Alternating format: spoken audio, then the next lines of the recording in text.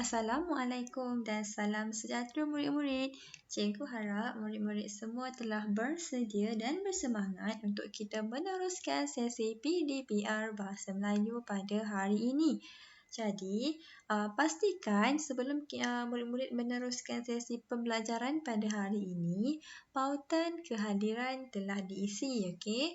Kalau belum, selepas melihat video pembelajaran ni, murid-murid boleh lihat kembali dalam grup WhatsApp dua terbilang, ada cikgu hantarkan Google Form untuk murid-murid isi kehadiran. Okey. Jadi, sebelum kita meneruskan sesi pembelajaran pada hari ini, murid-murid perlu menyediakan beberapa alatan. Okey, yang pertama, murid-murid perlu menyediakan buku teks Bahasa Melayu tahun 2 jilid 1, alatan tulis dan juga buku aktiviti jilid 1. Okey, tujuannya adalah untuk memudahkan sesi PDPR yang akan kita jalankan sebentar nanti. Okey murid-murid, sekarang ni ada beberapa perkataan ataupun beberapa huruf yang tak lengkap dalam petak kosong tu kan? Okey, ada 4 huruf. Okey, murid rasa huruf apa yang sesuai untuk kita letakkan pada petak-petak kosong tersebut? Sebab kalau kita tak jumpa huruf-huruf yang sesuai, kita tak boleh ni nak teruskan PDP hari ni. Jadi, cuba murid-murid tengok pada buku teks muka surat 71.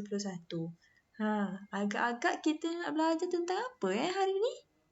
Betul, hari ni kita akan belajar tentang tokoh seni.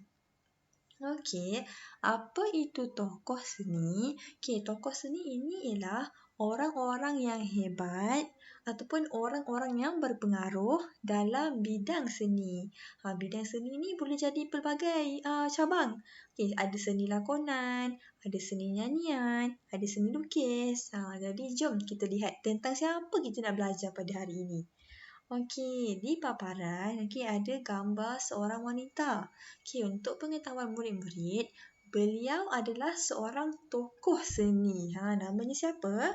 Namanya ialah Dr. Siti Zainon binti Ismail. Jadi jom kita tengok biodata ataupun sedikit sebanyak maklumat tentang Dr. Siti Zainon binti Ismail. Okey, maklumat yang ada dalam paparan sebentar nanti ialah maklumat yang telah cikgu ringkaskan. Kalau murid-murid nak baca lebih lanjut tentang beliau, murid-murid boleh baca dekat buku teks, buku surat 71. Jadi jom kita tengok.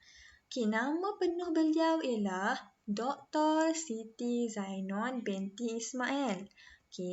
Tarikh lahir beliau ialah pada 18 Disember 1949 dan beliau mempunyai minat yang sangat mendalam dalam ada dua benda yang beliau minat. Yang pertama, beliau minat menulis buku seni. Antara buku seni yang dah beliau tulis ialah Percikan Seni dan Seni Tekstil Tenunan Melayu. Dan yang kedua, beliau sangat minat melukis. Gambar ataupun lukisan berwarna yang murid-murid tengah lihat dalam paparan sekarang ni. Itu adalah contoh-contoh ataupun beberapa lukisan yang dah dilukiskan oleh beliau. Cantik kan? Seterusnya kita tengok. Dr. Siti Zainon ni ada banyak sangat anugerah yang telah diterima. Antaranya ialah Anugerah Hadiah Lukisan Batik Maha tahun 1967 dan 1968 serta Anugerah Hadiah Budayawan Selangor 2009. Ini adalah antara beberapa anugerah yang beliau pernah terima. Hebat bukan? Pada paparan sekarang ni adalah salah seorang tokoh seni Malaysia yang sangat hebat. Cikgu rasa mungkin ada murid-murid yang tak kenal.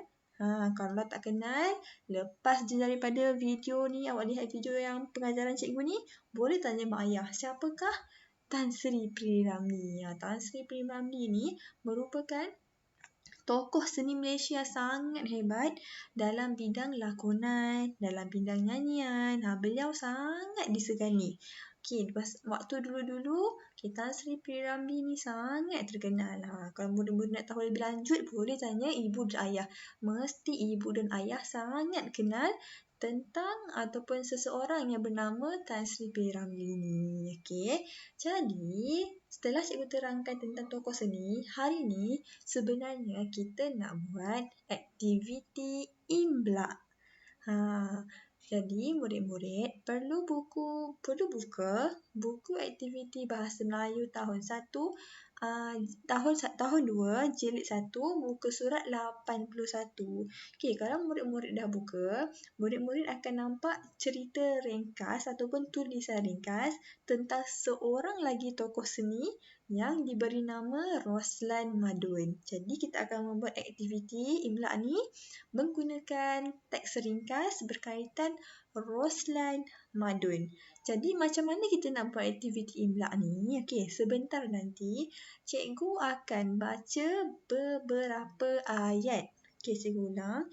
Sebentar lagi cikgu akan baca beberapa ayat. Okey, jadi murid-murid perlu dengar dan tulis ayat yang akan cikgu bacakan sebentar nanti. Okey? Jadi, sebelum kita memulakan aktiviti imla, murid-murid perlu menyediakan buku aktiviti, buku muka surat 81 dan juga alatan tulis seperti pensel dan pemadam. Okey, jom kita mulakan. Okey, sekarang ni, ini ialah paparan pada buku aktiviti tahun 2 jilid 1 muka surat 81. Okey, cikgu akan bacakan 4 ayat. Okey, cikgu ulang. Cikgu akan bacakan 4 ayat. Okey, setiap ayat yang cikgu baca, murid-murid perlu tulis. Okey, sekarang ni cikgu akan baca ayat yang pertama. Okey, cikgu ulang. Cikgu akan bacakan ayat yang pertama. Okey, jadi murid-murid perlu tulis. Okey, ayat ni. Okey, ayat yang pertama berbunyi, ini Roslan Madun, penyanyi lagu rakyat dan pendendang syair yang terkenal. Okey, noktah. Okey, itu adalah ayat yang pertama. Okey, cikgu ulang ayat yang pertama. Ini Roslan Madun, penyanyi lagu rakyat dan pendendang syair yang terkenal. Okey, tanda noktah. Okey, itu adalah ayat yang pertama. Okey, cikgu akan bacakan ayat yang kedua. Okey, cikgu akan bacakan ayat yang kedua. Murid-murid perlu tulis. Okey, ayat yang kedua bunyinya begini. Beliau juga seorang penyair, pelakon, pengarah drama pentas dan drama televisyen. Okey, noktah. Cikgu ulang kembali ayat yang kedua. Beliau juga seorang penyair, pelakon, pengarah drama pentas dan drama televisyen. Noktah. Okey, itu untuk ayat yang kedua. Okey, ayat yang ketiga pula. Roslan Madun sering diundang untuk membuat persembahan dalam pelbagai majlis. Ini adalah untuk ayat yang ketiga. Cikgu ulang ayat yang ketiga. Roslan Madun sering diundang untuk membuat persembahan dalam pelbagai majlis. Dan ayat keempat, ayat yang terakhir sekali bunyinya, Roslan Madun ialah Munsyi Sastera Dewan Bahasa dan Pustaka. Noktah. Cikgu ulang. Roslan Madun ialah Munsyi Sastera Dewan Bahasa dan Pustaka. Noktah. Okey, itu adalah keempat ayat yang murid-murid perlu tulis. Okey, sekiranya bacaan cikgu agak laju, murid-murid boleh ulang balik. Ni kan video kan, jadinya murid-murid boleh undur belakang balik untuk dengar balik apa yang cikgu sebutkan. Okey, sekarang ni kita lihat pula pada aktiviti 2. Okey, aktiviti 2 ialah pada muka surat 82. Pada muka surat 82 ni, apa yang murid-murid kena buat? Murid-murid kena tulis kembali ayat yang berhuruf tebal.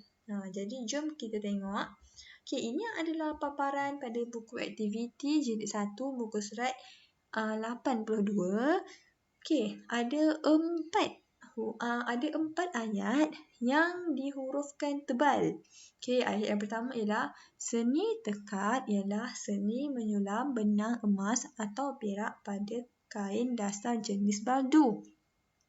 Okey, ayat berhuruf tebal yang kedua, banyak barang yang boleh ditekat. Okey, ayat berhuruf tebal yang ketiga, seni tekad mempunyai motif tertentu. Dan ayat berhuruf tebal yang terakhir ialah kehalusan dan keunikan seni tekad dapat menarik minat orang ramai. Itu ialah ayat berhuruf tebal yang terakhir. Jadi apa yang murid-murid kena buat? Salin balik ayat-ayat yang berhuruf tebal dekat garisan-garisan kosong ataupun tempat kosong yang disediakan tu. Okey, mudah sahaja.